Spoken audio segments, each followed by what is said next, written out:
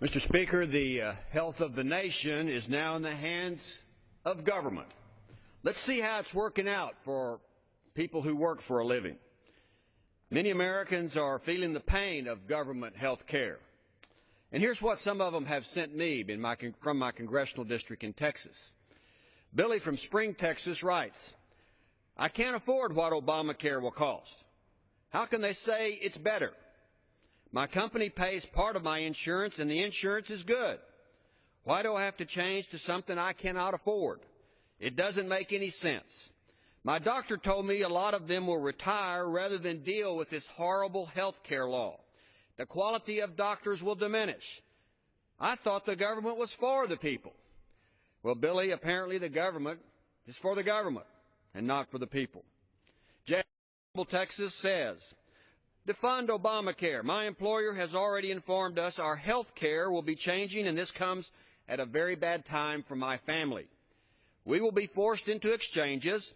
An employer informs us the company has the right to end subsidized retiree health care in the future. Higher costs, higher deductibles, and total confusion. This will have a negative impact on our economic future as we enter our retirement years." Small business owner Terrence Wolf from Humble says, "Defund Obamacare before we collapse our entire economy. We cannot afford it as a nation, and I cannot afford it as a small business owner. I cover 80% of the premium for all 10 of my employees.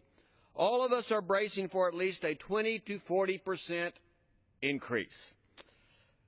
Shannon Rudd from Humble, Texas says, "I cannot believe Obamacare is still a reality. The government has no business managing health care insurance. Furthermore, they don't have a right to tell Americans if they can or cannot have procedure performed once the insurance is forced on individuals. Forcing people to pay a fine if they choose not to have health care is asinine and the furthest thing from democracy." Unfortunately, Mr. Speaker, Shannon is wrong about it being a fine. It's not a criminal penalty, it's a tax. If it were a fine, you could have due process, your day in court, your jury trial. But under a tax, you have to pay the tax first and then fight the IRS to try to get it back. Sharon Cole from Spring, Texas says, "Now what?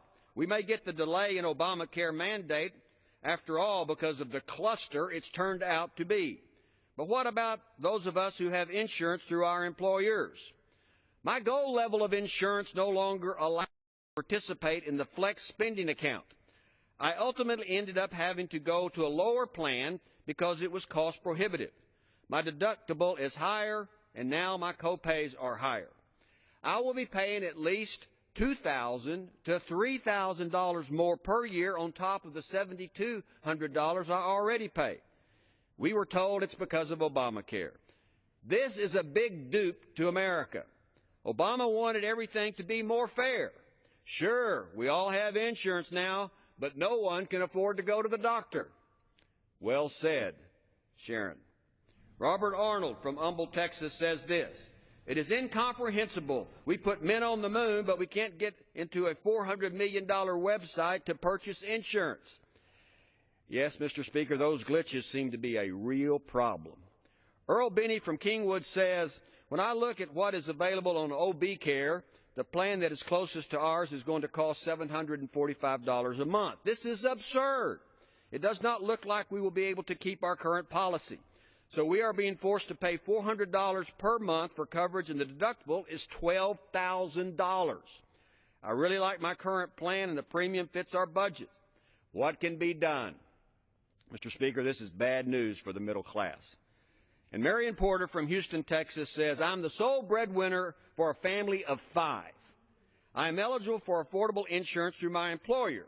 However, my family coverage is prohibitively expensive, $18,000 a year, or more than 30% of my take-home pay. As you can imagine, it's only affordable to us if food, shelter, and clothing were a luxury and not a necessity."